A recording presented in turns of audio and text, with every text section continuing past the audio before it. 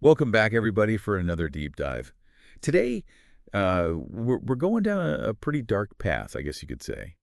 We're going to be exploring the case of Mervin Ray Hughes. Ah, yes. Now, he's a convicted serial killer who terrorized, really, Oakland, California Mm, in the late 80s and 90s. yeah. And we're going to be using excerpts from his Wikipedia article Yeah. as our main source material here Right. for this journey. Mm-hmm.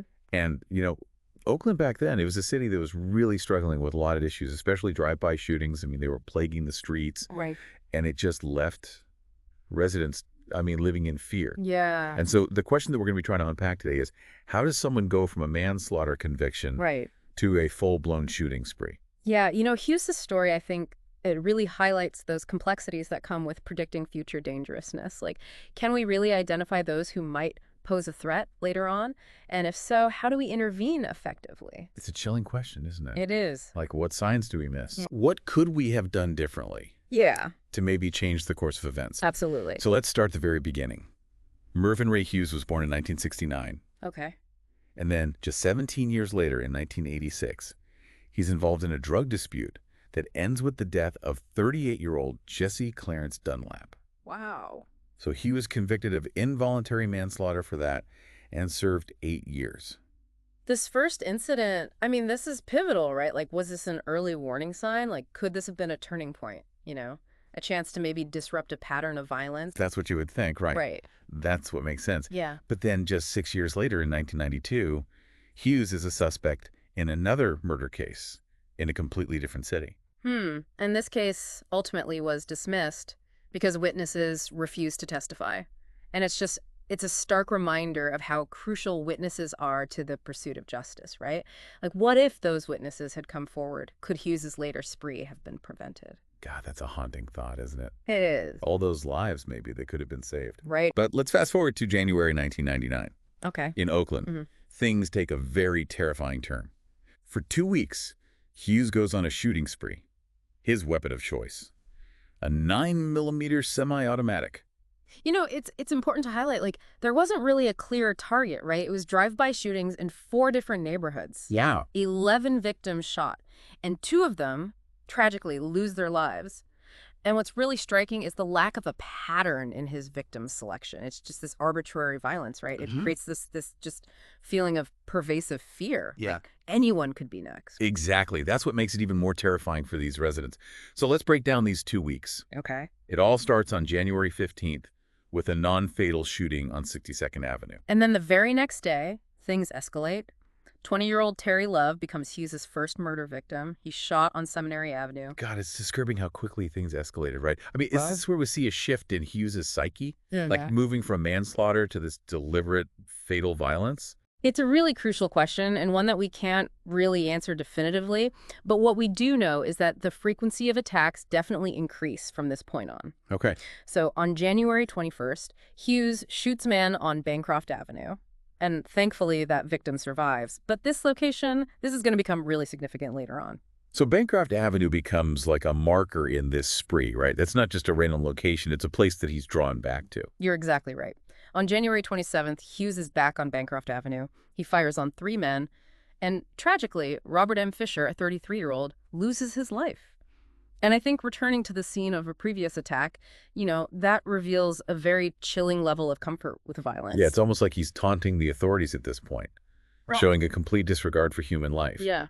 But Hughes, he doesn't stop there. Right. The very next day, January 28th, he's back at the site of his first attack on 62nd Avenue and shoots another man who thankfully survives. Mm. And then hours later, he attacks 3 more men on 48th Avenue. All of them are wounded, but they do survive.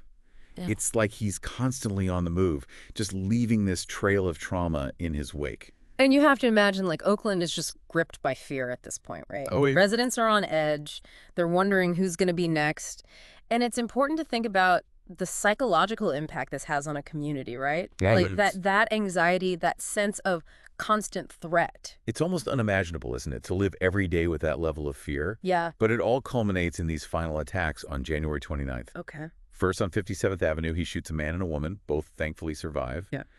And then just hours later, another attack on 62nd Avenue where a man is shot but survives. So with these final attacks, it's interesting, like the proximity of them, right? It's almost like this frenetic pace to his actions. Yeah. Like, is this desperation? Is it a loss of control or something else? It's a great question, and thankfully these last attacks are Hughes's undoing. Oh, how so? A witness, showing incredible courage, manages to write down the license plate of one of the cars Hughes was using. Wow, talk about quick thinking. Right. I mean, that one act is crucial in bringing his reign of terror to an end. Yeah.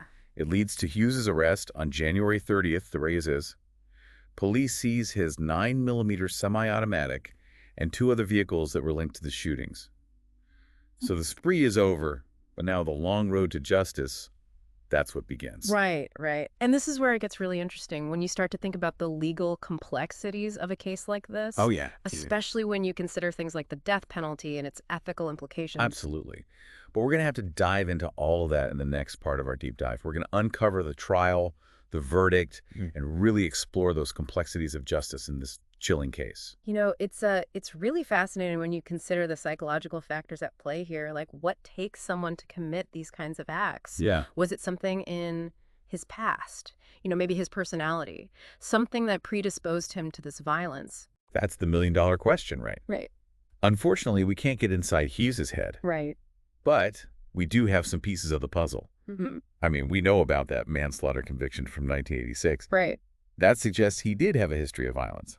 Exactly. And that incident points to, you know, maybe some aggression issues, impulsivity. And then you've got the fact that he was, you know, involved in the drug trade. And that world, let's be honest, often comes with this inherent disregard for the law, right? Right. It can be a breeding ground for violence.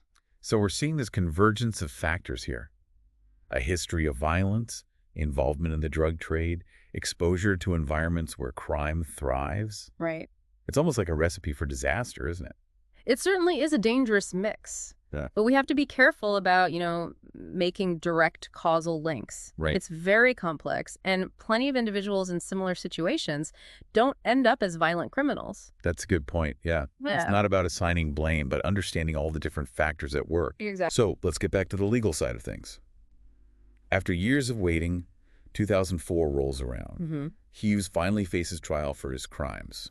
And ultimately, he's found guilty on 2 counts of murder Wow. and 17 other felonies. 17. 17.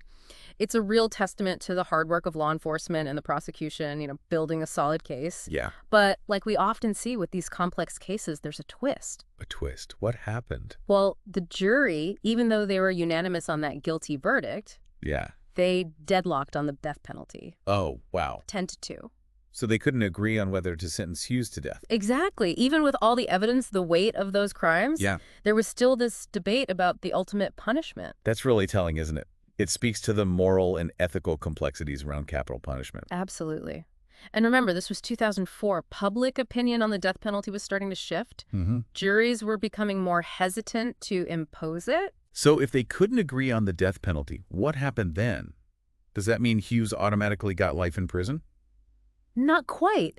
Because they had those guilty convictions, the court decided to have a separate penalty phase trial the following year. Oh, wow. With a brand new jury. Really? Just to decide on the sentence. Wow, so a whole new trial just to figure out the punishment. That's a pretty intense process. It is, but the legal system has these safeguards in place to ensure fairness, you know? Yeah. Due process, especially when you're talking about the death penalty. The decision to take a life, even in a legal context, it's not something to be taken lightly. You're right. So what about this second jury? What did they decide? On March 9th, 2005, after 6 hours of deliberation, 6 hours. 6 hours, they came back with their verdict: death. Wow, that must have been a heavy moment for everyone. It was. The weight of that decision, that finality, you could feel it in the courtroom. And during sentencing, Judge Joseph Hurley, he called Hughes the worst of the worst. The worst of the worst. That's a powerful statement. It is, you know, it really emphasized the gravity of Hughes's actions, the impact this had on Oakland. Yeah. And then to really ensure justice was served, even if that death penalty were to get overturned, Judge Hurley added an additional 300 years? 300 years. 300 years to his sentence. Wow, so where does that leave Mervin Ray Hughes today? As of right now, he's on death row at San Quentin State Prison, awaiting execution. But there's no set date. Not yet. Yeah. And, with all the appeals, the ongoing debate about capital punishment in California, Yeah. he could be in legal limbo for years, maybe even decades. It's a long road ahead, that's for sure, filled with legal and ethical challenges. It is, and it's a reminder that Hughes's story, it's far from over. Absolutely. We're going to explore all of these issues, the broader implications of this case, in the final part of our deep dive. So stay with us. It's crazy to think, even though Hughes is locked up, his story, it's not over. Not at all, no Hughes's case. It really becomes this focal point in a much bigger debate, a debate that's been going on for a long time. The death penalty in California. Right. California's relationship with the death penalty, it's been a wild ride, hasn't it? It has, yeah, full of legal challenges and moratoriums. Exactly. So even though a jury sentenced Hughes to death, there's no guarantee that it will actually happen. Right, there's a very real chance that his sentence could get changed to life in prison. Maybe through the appeals process, maybe through changes in state law, who knows? Remember, California hasn't executed anyone since 2006, Wow. and there's a growing movement to just abolish the death penalty altogether. Yeah, it really makes you think about the whole purpose of punishment, doesn't it? Like, what are we trying to achieve here? Retribution, deterrence, rehabilitation, and how do we balance what the victims and their families need with the rights of the person who was convicted? Big questions, right? Questions that have been debated for centuries, and there are no easy answers. What's interesting about Hughes's case is that it puts all these issues under a microscope. It does. So as we wrap up our deep dive into the life and crimes of Mervin Ray Hughes, what are the key takeaways you want our listeners to remember? I think the most important thing is that beyond all the headlines, the court dates, the legal jargon, there are real people whose lives were shattered. The victims, their families, the people who witnessed these horrific acts, the whole community, they all carry the scars of what Hughes did. Yeah, it's a powerful reminder that violence, it doesn't just impact the immediate victims. It ripples outward, touches everyone. Right. And while the justice system, it tries to hold people accountable, it can never really erase the pain that these acts cause. That's true. Hughes' case also forces us to think about those systemic issues that contribute to violence. Absolutely. Things like poverty, lack of opportunity, exposure to trauma. We have to address these things if we want to prevent future tragedies. Couldn't agree more. It's not about excusing criminal behavior, but about trying to understand how all these factors can lead someone down such a dark path. Exactly. And finally, I think Hughes's case really challenges us to examine our own beliefs about justice, about punishment. Right. Like, what role should the legal system play? How do we balance the need for accountability with, the possibility of rehabilitation and the safety of our communities? Tough questions for sure. But they're important ones. We need to talk about them, grapple with them. We do. Well, this deep dive, it's been a journey, hasn't it?